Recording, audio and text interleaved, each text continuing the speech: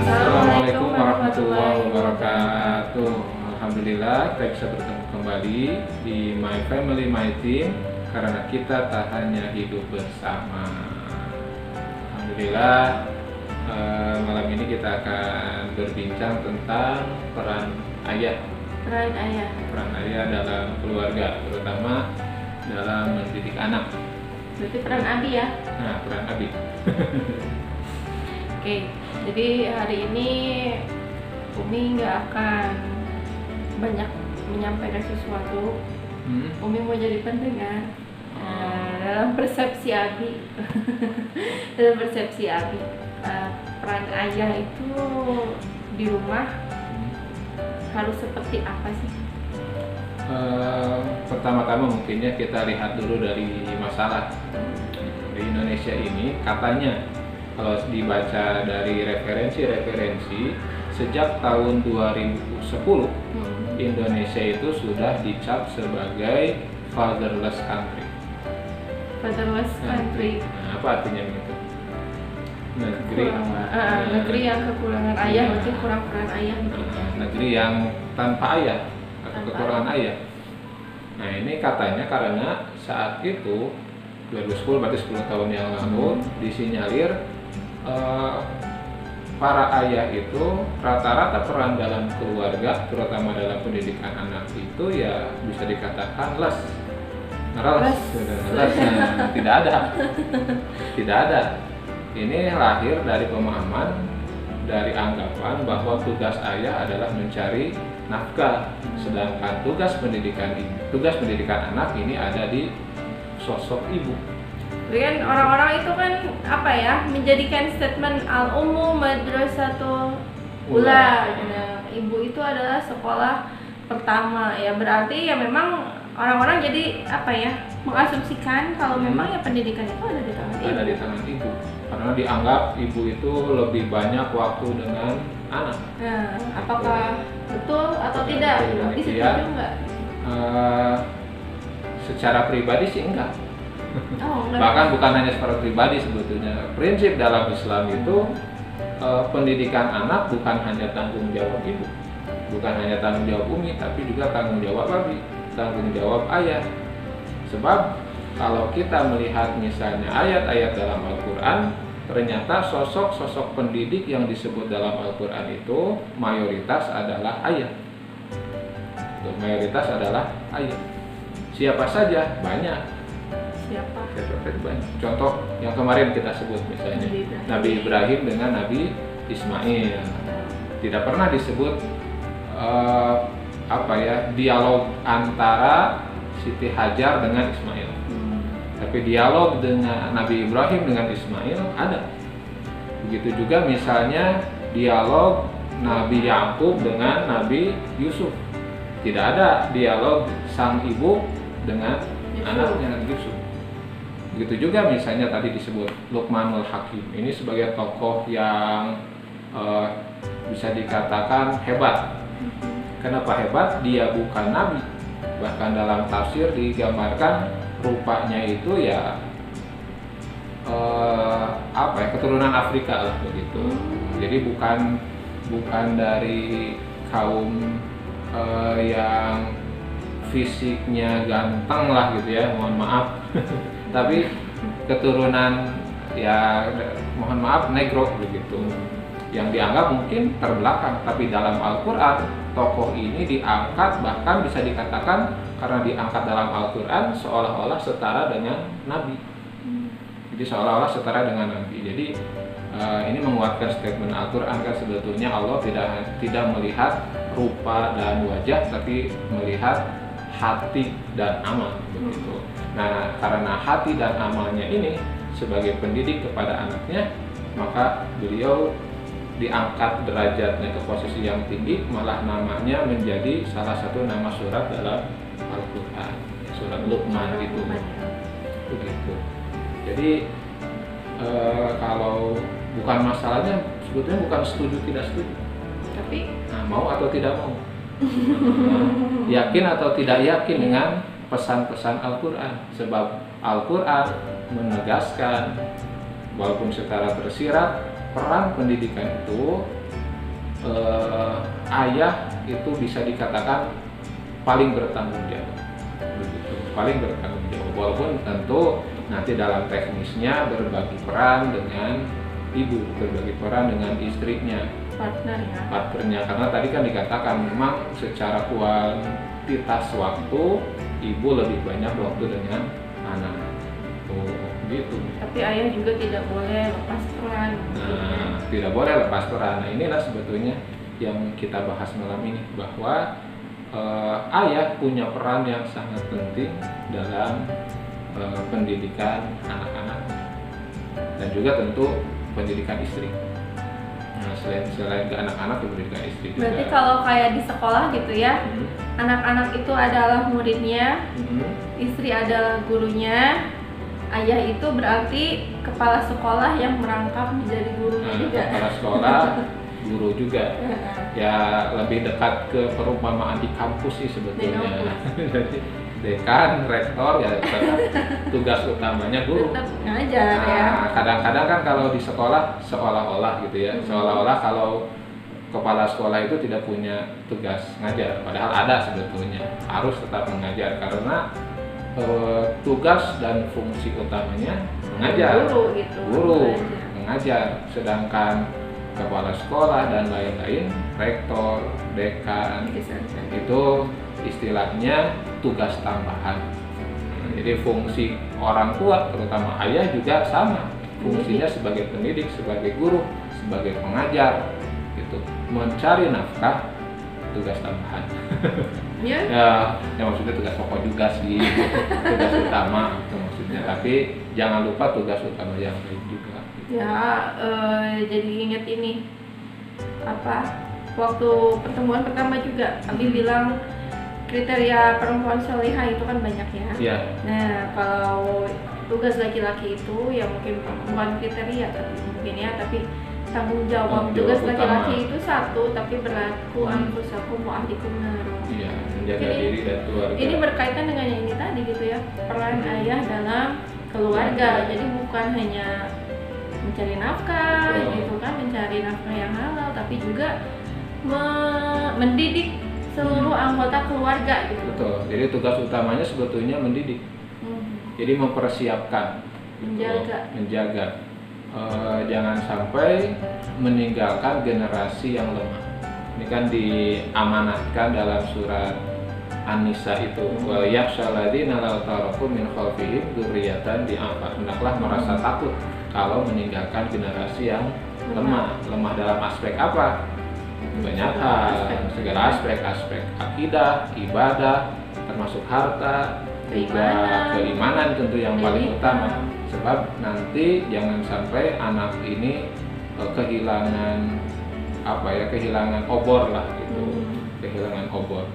Ketika orang tua jauh, ketika dia hidup sudah lepas dari orang tua, tentu peran pendidikannya kan berkurang dari orang tua, tetapi itu jadi obornya tetap ada. Makanya peran ayah ini sangat penting. Jadi bukan di kuantitasnya, tapi di kualitasnya, lebih kualitatif gitu ya peran pendidikan ayah kepada anak-anaknya.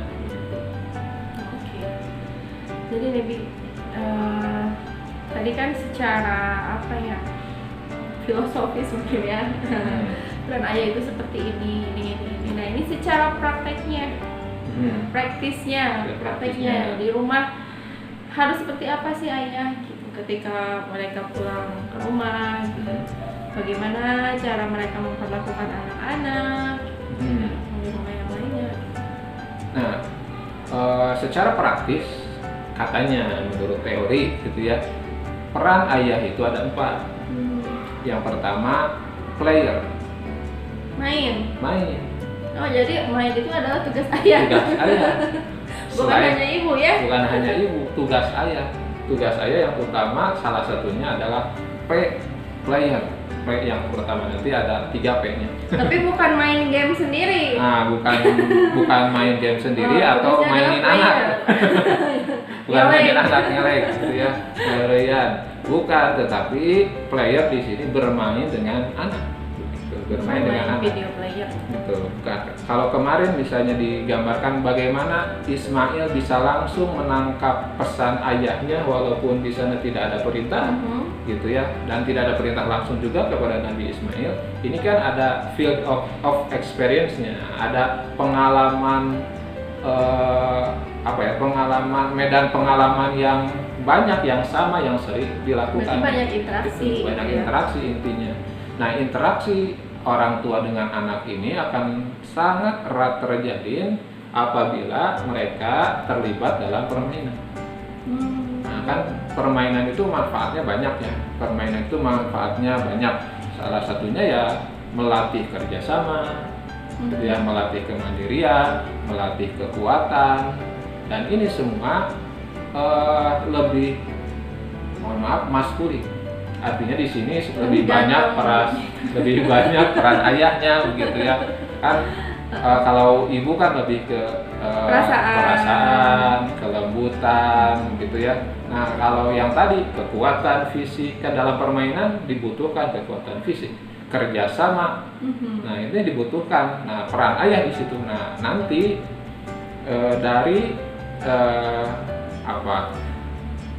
kebiasaan bekerja sama dalam permainan ini, gitu ya, maka ini akan menjadi modal besar dalam kehidupan sosial di masa yang akan datang. Jadi kalau anak kurang bermain dengan ayah, dia biasanya, gitu kata penelitian, biasanya dia menjadi pribadi yang kurang bisa bersosialisasi. Nah, karena ya bermainnya kurang gitu ya, mungkin dengan ayah kurang berinteraksi. Nah, ini juga nanti hati-hati itu, jangan sampai anak itu lebih banyak waktu dengan gadget daripada dengan orang tua atau dengan ayahnya terutama gitu. Sebab gadget itu ya buat sendiri.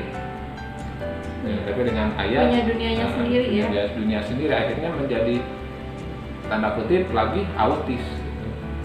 Lepas dari kehidupan sosial, asik dengan dunia sendiri. Maka peran penting ayah yang pertama adalah sebagai player, teman bermain. Tapi memang ya, ini yang Umi rasakan sendiri gitu ya. Anak-anak nih dari teteh gitu ya, abang. Memang kan mereka sehari-hari main sama Umi. Ya. Apalagi kalau Abi lagi dinas, lagi kerja dari pagi sampai sore gitu kan, kadang udah nyampe sore, maghribnya berangkat lagi ngaji, baru pulang kadang-kadang gitu kan, malamnya palingnya pulang ke rumah itu jam 9 gitu, jam 10. Anak-anak itu kan berarti lebih banyak waktu di rumah dengan Umi. Di rumah mereka main dengan Umi gitu kan, tidak kekurangan bermain gitu mereka. Tapi ketika Abi belum pulang gitu, walaupun tahu mereka itu Abi pulang jam 9, jam 10 dulu nih si abang, dia rela nunggu sampai jam 9, jam 10 nungguin Abi hanya demi bisa main bola sama Abi. Betul. Jadi jam 10 main bola. Atau si teteh gitu kan, dia senengnya baca gitu, dia rela, padahal ada Umi gitu ya. Umi baca, dia udah Umi bacain gitu, tapi dia rela nggak tidur nunggu hanya untuk bisa dibacakan buku sama Abi. Jadi kalau nggak dikasih itu kayaknya tidak sempurna hidupnya. Tidak sempurna itu, masih kurang. Masih kurang, padahal kurang apa gitu kan, dari pagi dari siang. Nah, itu salah satunya. Jadi ada sisi-sisi dalam pribadi anak itu yang tidak bisa diisi oleh ibu sepenuhnya. Di sana dibutuhkan peran atau sosok ayah. Jadi kalau sudah terbiasa ya anak merasa tidak sempurna. Merasa tidak lengkap, merasa ada yang masih kosong dari waktu hidupnya yang belum diisi gitu. Nah, itu P yang pertama. Baru pertama ya, ya. Pertama. Udah berapa menit nih, Bi? Yang kedua, Bi, apa, Bi? Nah, P yang kedua itu protector. Protector. Jadi peran ayah yang kedua adalah sebagai proteksi, sebagai pelindung, penjaga. Nah, pelindung, penjaga di sini tentu kalau dilihat dari aspek duniawinya ya yang tadi misalnya melindungi dalam arti memberikan kenyamanan pada aspek harta misalnya. Makanya di sini terkait juga dengan pencarian nafkah gitu. Jadi keluarga secara khusus terlindung dalam aspek duniawi, terpenuhi kebutuhannya. Jadi dia tidak bertahan hidup tapi mampu menikmati hidup begitu. Tapi kalau dilihat dari aspek ukhrawi ya tentu bisa dikaitkan dengan ayat yang tadi disebutkan. Protektif atau protektor di sini lebih kepada penjagaan keluarga dari ancaman api neraka. Maka di sini perlu ada aktivitas orang tua terutama ayah dengan anak gitu dalam aspek yang ini gitu. Tadi bisa dalam aspek duniawinya ya anak berlatih mandiri gitu sebab tidak selamanya ayah bisa melindungi anak. Ya, jadi Tidak bisa selamanya ayah melindungi anak, maka ayah dibutuhkan untuk melatih kemandirian anak sehingga ketika mereka lepas dari kita, contoh saja sederhananya, kalau anak pergi ke sekolah kan tidak ada lagi perlindungan orang tua, maka dengan kemandirian yang dilatih oleh ayah misalnya, maka itu akan menjadi bekal mereka untuk mempertahankan dirinya sendiri. Jadi protek di sini bukan protek menjaga anak dari gangguan lingkungan sekitar, menjaga awas jangan mengganggu anakku, enggak gitu. Tapi menjaga dalam artian mempersiapkan diri anak agar mereka siap menghadapi tantangan apapun di luar rumah lah, gitu. Nah, kalau dari aspek ukhrawinya yang tadi berarti ya harus ada waktu antara ayah dengan anak dalam aspek ukhrawi.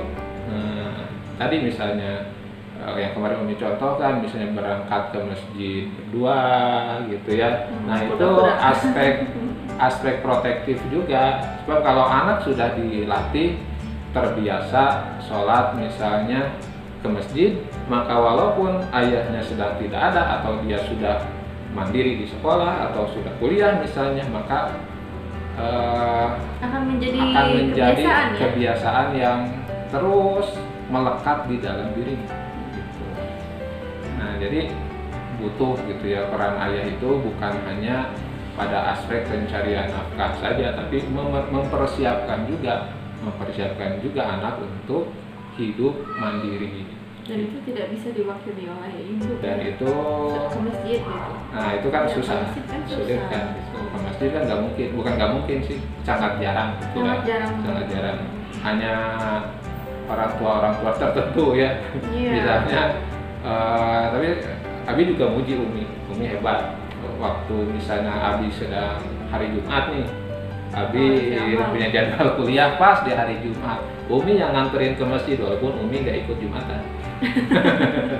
Nah itu kan salah satu. Kalau Jumatan gimana? Umi juga bingung. Nah itu kan salah satu aspek yang sama juga. Berarti memang bisa juga sih peran ini digantikan oleh ibu, tetapi tidak akan sesempurna ayah gitu. Ya pada ibu-ibu single parent kan bisa jadi juga seperti itu, peran ayahnya digantikan oleh ibu dan bisa juga berhasil, tetapi ya ini kasuistis kan. Jadi hanya terjadi pada pribadi-pribadi ibu yang sangat istimewa, yang kuat. Ibu-ibu yang single parent ya mereka diberikan kesempatan lebih oleh Allah untuk memperoleh pahala yang lebih gitu. Dia menjalankan dua peran sekaligus. Itu P yang kedua. Nah, next, yang ketiga. P yang ketiga partner. Partner. Jadi peran suami, peran ayah, peran orang tua adalah partner untuk siapa? Selain partner untuk anak, juga partner untuk ibunya anak-anak. Partner untuk anak, ya mungkin ini di fase yang ketiga kan kalau merujuk kepada keterangan atau ini hadis sahih atau tidak. Tapi intinya anak itu kan 7 tahun ya. Iya. Jadi perlakukan di 7 tahun pertama seperti raja, di 7 tahun kedua seperti budak, di 7 tahun ketiga seperti rekan atau sahabat. Nah, peran partner ya untuk anak yang mungkin baru akan terjadi secara maksimal di 7 tahun yang ketiga. Jadi di 14 Sebagai tahun sahabat sampai gitu ya. 21 itu sebagai sahabat. Sebab di masa-masa sebelumnya itu lebih besar ke fungsi protektor, fungsi pendidik gitu ya, dan ibu yang nanti akan lebih banyak berperan. Dan padahal itu usia segitu tuh sebetulnya masa kritis ya. Ya. 14 sampai 21. Nah, itu masa yang sangat kritis ditemani. sebab itu masuk ke fase akil balik. Iya. Nah, sudah mulai akil balik, maka peran orang tua sudah tidak boleh lagi menjadi pengatur. Iya. Idealnya Jadi anak sudah bisa memutuskan sendiri, tapi sebetulnya mereka masih harus dibimbing karena belum makanya sepenuhnya dewasa. mereka butuhnya sahabat, Makanya gitu, sahabat. bukan butuh pengatur hidup. Nah, Teman sharing, teman mungkin ya. sharing, sebab mereka sudah mulai memiliki dorongan dari dalam diri, dorongan fitrah untuk mengatur dirinya sendiri. Gitu. Makanya, Citra diri. makanya kalau terlalu banyak diatur, dia akan menjadi pemberontak. Nah, ini yang sering terjadi di masyarakat yang awam, yang kita lihat di masyarakat umum, karena dari usia kecil ya, usia SD, SMP, SMA dipaksa, misalnya sekolah diatur oleh orang tua, diatur oleh guru. Nah, pokoknya mereka hidup dalam aturan yang ketat sehingga ada keinginan untuk memberontak. Makanya masa ini disebut masa remaja. Nah, masa remaja oleh psikologi umum ya disebut masa remaja, sehingga disebut juga masa ini masa memberontak. Padahal sebetulnya kalau kita lihat fitrah Islam itu bukan memberontak sebetulnya, tapi memang masa mandiri. Harusnya bisa sudah mandiri, memang seharusnya gitu. Memang sudah seharusnya begitu, mereka menentukan arah tujuan hidup mereka sendiri. Kalaupun karena ya masih usia awal, disinilah peran orang tua, ayah terutama nanti kalau anaknya laki-laki terutama ya sebagai sahabat gitu. Sebab masa-masa itu perlunya sharing gitu. Sebab mereka menentukan pikirannya sendiri, alur hidupnya sendiri, begitu. Nah, makanya yang terjadi kepada anak-anak yang broken home itu ya kita lihat misalnya di pinggiran jalan gitu ya, yang balap-balap motor ilegal. Nah, itu karena mereka terlalu dikekang gitu. Jadi serasa ingin bebas gitu. Sehingga sebetulnya tugas kita di 2x7 Iya, ya mungkin bukan hanya tugas di gitu. 14 tahun ya. Berarti kita harus memang benar-benar menjaga, mempersiapkan fitrahnya, jangan sampai terlewat di setiap fasenya. Betul. Gitu ya. Jadi jangan sampai ketika seharusnya mereka sudah matang secara psikologis, masih belum matang. Tapi masih belum matang. Karena belum terpenuhi fitrahnya. Karena belum terpenuhi semua kebutuhan dirinya, ya, fitrahnya gitu. Begitu. Nah, itu jadi itu yang ketiga sebagai partner. Last one nih. Nah, yang keempat partner untuk ibu sih sebetulnya. Oh. Itu ya partner itu. Jadi P-nya 3 tadi kata Abi. Yang pertama player, yang kedua protector, yang ketiga partner. Partnernya partner A dan partner B. Nah, partner A dan partner B. Partner A kepada anak, partner B kepada soal ujian. Partner kepada istri. Jadi jangan lupa peran bukan anaknya saja. Ya, bukan hanya berperan partner kepada anak, juga partner dengan istri. Sebab tidak mungkin sekali lagi pendidikan anak berhasil kecuali apabila terjalin antara orang tua, suami dan istri kerjasama yang baik, saling berbagi peran, berbagi tugas, berbagi tanggung jawab begitu. Jadi walaupun tugas utama ayah ya, ku anfusakum wa ahlikum naro, tapi kan ada hal-hal yang bisa didelegasikan ketika ayah tidak bisa hadir seterusnya bersama anak. Nah, ini kan delegasi juga. Begitu juga sebaliknya ya. Jadi ada juga tugas-tugas ibu yang harus dilakukan oleh partnernya gitu. Kan tidak selamanya ibu kuat, tidak selamanya ibu sehat, tidak selamanya ibu itu mampu melaksanakan tugasnya dengan baik. Ada saat-saat sakit, Ya, itu ada saat-saat misalnya hamil, melahirkan, itu kan butuh support yang kuat. butuh support. Ya, Siapa yang dari akan membersamai dan menjadi partner untuk si ibu? Masa mendatangkan lagi ibunya? Rasulullah. Iya kan suka ada. Alhamdulillah kita menggaya. Kan suka ada ketika istri seorang ibu hamil karena suaminya ya, tapi ini bukan buruk ya, mungkin karena tidak bisa menemani istri, tidak bisa maksimal, suaminya sibuk gitu ya, karena tidak bisa diwakilkan kepada yang lain, maka yang menjadi partner untuk ibu ya ibunya, neneknya anak-anak. Nah, itu kasihan jadi gitu. korbannya neneknya itu kan. Maka penting nanti ada pembagian tugas ya. Ada saatnya ibu sakit, nggak salah kalau suami cuci piring, bikin nasi, memasak mungkin. Ya, kalau enak. Enak tidak enak ya nikmati saja. Nikmati saja. Nah karena ya itu. Dan ini sebetulnya satu bentuk pendidikan juga. Berarti anak ya. Satu bentuk pendidikan juga, bahwa anak itu akan melihat bagaimana orang tuanya saling bekerja sama, bahwa ibu itu harus dibantu gitu ya. Begitu juga ayah juga harus dibantu ya. Mereka saling memahami, saling membantu, dan terjadilah tim yang solid itu kuat dalam membangun keluarga gitu.